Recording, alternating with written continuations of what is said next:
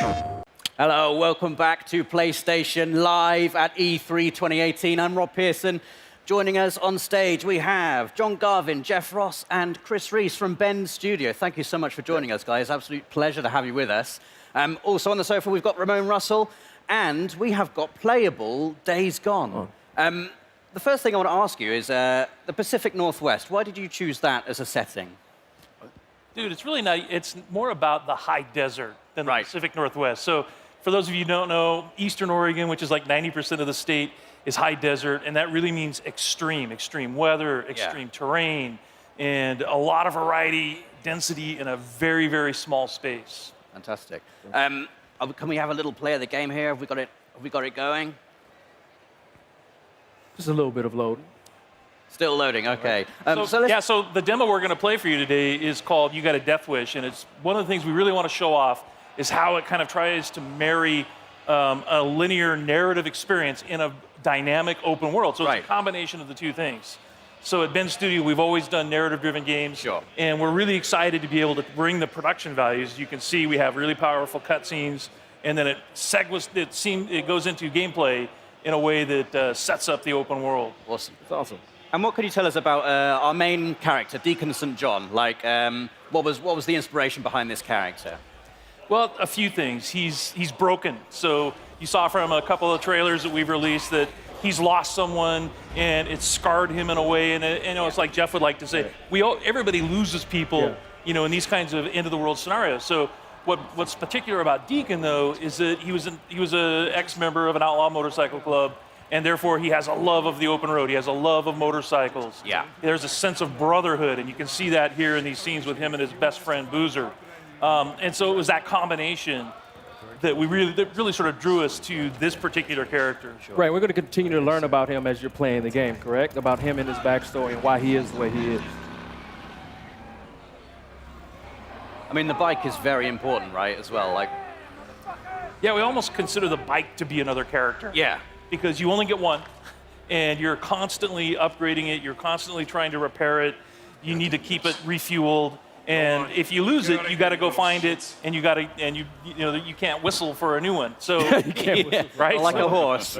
Yeah, the refueling mechanic is a huge game design choice. I really, really like that. Can you talk more about how important it's going to be to be able to find fuel? Sorry. So the refueling mechanic, and actually you have to find gas to keep your bike going. It's a mechanic we haven't really seen done to this extent before. Can you talk more about that and how it changes the gameplay? Well, like in this demo, one of the things that Jeff's taking the run and gun approach. So we like to call it sandbox combat. So basically what you can do is you can run and gun, you can stealth your way through, and your goal here is to get and find a bike part, right? So you're here actually for kind of a trivial reason. You've risked your friend's life to come and get a part for your bike. And so that shows a little bit about Deacon's character. But then as you watch Jeff play through this wide linear sequence, he can play it 100 different ways. And if you watch other people play, you'll see that, okay, they didn't take this route. They didn't stop and check the trunk of this police car. And those are kind of like our treasure chests throughout the world. So you're always on the lookout for those, because that's how you're going to find ammo and health kits. And then you're seeing one of our stealth mechanics here. If you're quiet, if you crouch walk and you walk up behind an enemy, then you have the opportunity for a stealth takedown. And what can you tell us about the Freakers? Because they're quite unique. I mean, we've seen, a fair few undead enemies in video games before. What makes the Freakers unique, and what was your decision-making behind making them the way they are? They're alive. They're alive. Yeah, they're not zombies. They're alive. And so that sounds trivial, but it's not, because it basically means we have a full day-night cycle in the game. Right. And they have things that they do. There's an ecosystem, and they have to eat, they have to drink, they have to hibernate. And so you will find them, like in this scenario, you'll see that there's some nests, and Freakers build nests for reasons you discover while you're playing the game. And then you can take those nest zones out in order to free up fast travel routes. So it becomes part of the metagame. But Freakers are evolving. They're living creatures who have been affected by this virus, and there's several different types. And some of our trailers you've seen, we've shown the Screamer, which is a female that can have sort of alarm system that will bring in more freakers. Right. We have the infected bear, so it infects animals. In our last trailer, we showed Mountain crows, lion and the crows. right? So you have so so it's just it's a wide variety of challenges for the player, and like we said, the world comes for you, and that's part of it. Is that these creatures are always after you, and at night they're stronger. Yeah. If it starts raining, they become stronger.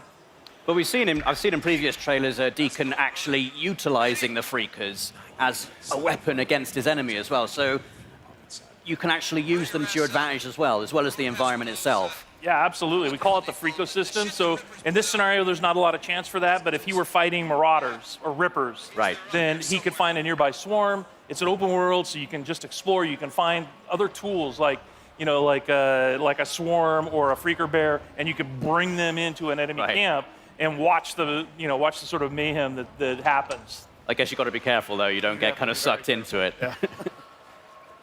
I like this gun, you guys. So you have melee combat and you have gun combat. Can you talk about how you designed and balanced for both? It's like so many different scenarios require the player to determine how they want to play it, right? So that's why we have like this full set of stealth mechanics. We have a full set of weapons that you can upgrade, and in order to do that, you have to go to the human encampment. So there's survivor encampments in the world, the only places in the world where it's safe.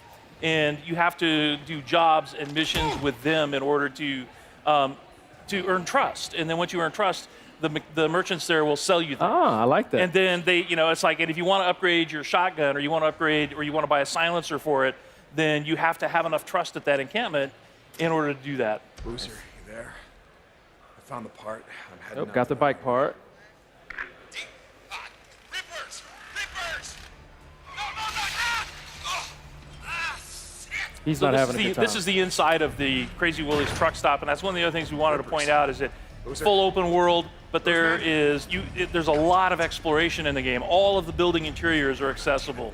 There's no load times to get in and outside of a building or to go between regions. This is in the Belknap Wilderness, and the whole area is just completely explorable. And then these are the Rippers that I mentioned earlier. So these are one of the cults in the game. Tats are dead symbols of a dead man. Dead symbols of the lost. Get off me! Bitches! Biker man! You must be brought low, biker man. For you are lost, and we are found. Oh, yeah, that's going to hurt.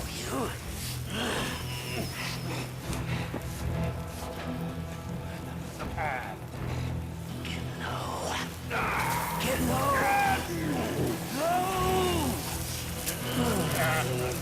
So you can see they're not very friendly. No.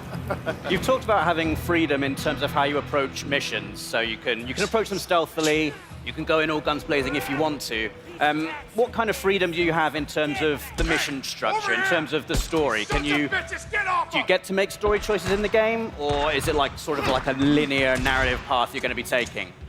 Yeah, there's several key places where you have to choose what Deacon is going to do in a key situation. So we released a bunch of footage last month, and if you watch carefully, you'll see that there's a moment where Deacon has the choice to take a man's life or to force Boozer to do it. Right. And that will have an impact on Boozer's morale. So your best friend, how he feels about you, how he feels about the world, that's kind of up to you as the player. Awesome. Did you just die? Yeah, he Hey, we died. just wanted to prove that that was our scripted. You're keeping die. it real? Is that really what just happened? We wanted to prove that it was real.